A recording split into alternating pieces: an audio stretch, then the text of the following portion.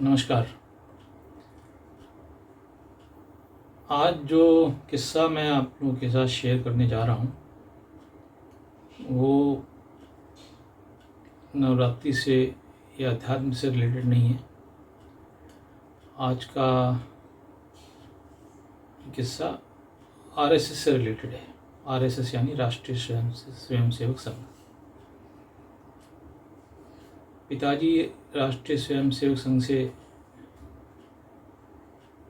जुड़े हुए थे। उन्होंने अपनी जीवनी में लिखा है कि आरएसएस में प्रवेश वर्ष 1957 से ही शाखा जाना शुरू किया था। उससे पहले नियमित आनंद आश्रम जाते थे। उनका कहना है, लिखना है, शाखा वालों को आदमी की बेहद परख है। वैसे भी पिताजी जहाँ भी जुड़े पूरे मन से जुड़े, पूरे मन से काम किया। शाखा समय पर जाना पहला नियम है। इसी नियम का जीवन भर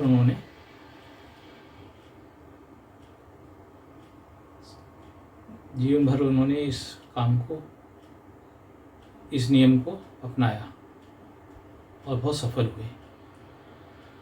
उनका मानना है एक साधना है संघ कार्य, यही मानकर परिश्रम किया। एक साल में ही गण प्रमुख बना दिया। दूसरा वर्ष पूरे होते होते शिवाजी शाखा का मुख्य शिक्षक हो गया। संघ का कार्य अपने कर्म से अधिक महत्व देकर किया। शीघ्र ही आरएसएस के पदाधिकारियों की नज़र में आ गया, ऐसा पिताजी लिखते हैं। संघ की जिम्मेवारी बढ़ती गई। मंडल प्रमुख से खंड प्रमुख, आगे चलकर शिवाजी नगर के कार्यवाह बनाए गए, जिनमें 9 शाखाओं की जिम्मेवारी थी।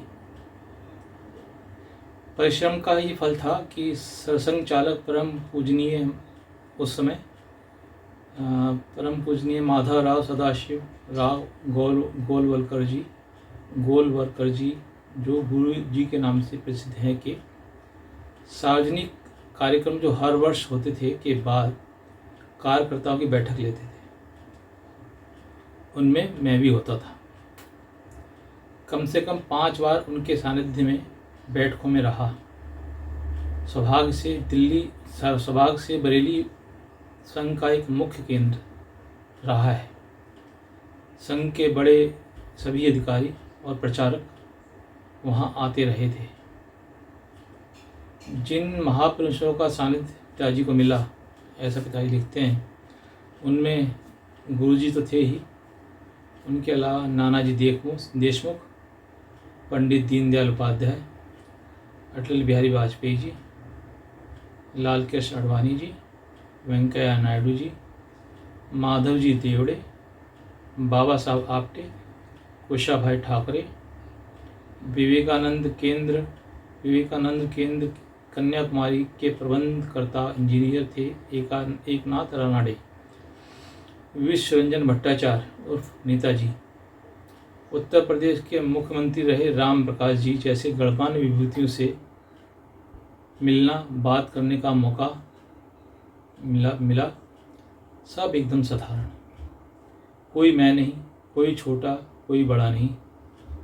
किसी भी नाम के आगे जी लगाना भी पिताजी ने शाखा के दौरान ही सीखा और जीवन पर्यंत ये आदत ही बन गई। पिताजी आगे लिखते हैं, वर्ष 1968 की 11 फरवरी का एक जिक्र करते हैं। वो 11 फरवरी 1968 को पंडित दीनदयाल उपाध्याय जी के निधन से पहले 7 फरवरी को बरेली के शीत शिविर में उनका आखिरी बौद्धिक हमने सुना था। उसी में एक शाखा में 3 से 6 बजे मैं उनका सुरक्षा गार्ड था। गुरुजी भी थे उस शिविर में। मैंने देखा उपाध्याय जी अपनी धोती की किनारी को खुद सुई से सिल रहे हैं।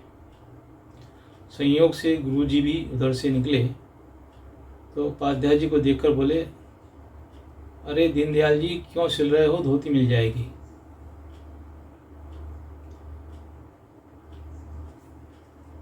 उपाध्याय जी तो एकदम साधारण, बहुत ही सरल व्यक्ति थे। बोले, गुरुजी अभी ये ठीक है, नई की ज़रूरत नहीं है। ऐसे सरल होते हैं संगी।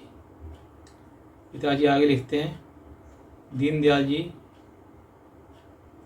एक सिर्फ झोला रखते थे या छोटा सा ब्रीफकेस, उसमें एक धोती और एक कुर्ता और होता था और एक वो पहने होते थे, बस। वो कहते थे यही है मेरी जमा पूंजी। लेकिन उनकी जमा पूंजी तो थी उनकी संगठन की शक्ति, उनके बौद्धिक, जो भी सुन लेता वो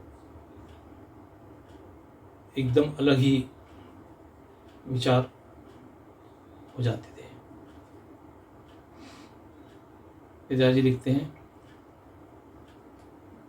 जब 11 तारीख को उनकी मृत्यु का समाचार मिला तो बहुत ही अफसोस हुआ और मैं छुप छुप कर रोया भी, क्योंकि ताज़ा ही ताज़ा बात थी। 7 फरवरी को तो मिले थे, उनके साथी थे, उनका सुरक्षा गार्ड था। बहुत अफसोस हुआ। इतना बिरला आदमी, इतना दिमागदार आदमी, इतना सरल आदमी, और ऐसे अचानक से चला गया। पिताजी लिखते हैं, आगे चलकर जितने भी सरसंघ चालक हुए सबके सानिध्य में बैठकों में शामिल होने का अवसर मिला, जिसमें बाला साहब देवरस जी, प्रोफेसर राजेंद्र सिंह रज्जू भैया जी और सुदर्शन जी। तो पिताजी के लिखे ये किस्से मैं आप लोगों को आरएसएस संबंधित जो हैं वो सुनाता रहूँगा।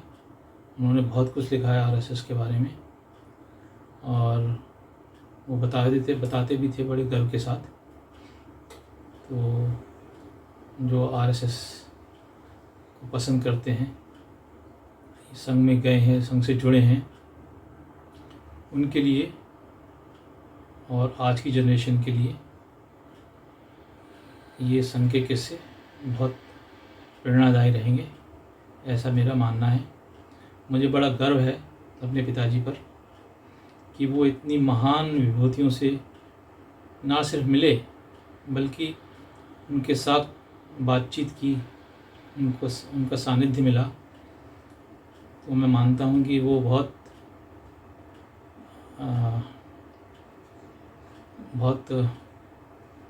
सौभाग्यशाली थे कि वो इन सब विभूतियों से मिले। मेरा भी कुछ संघ के और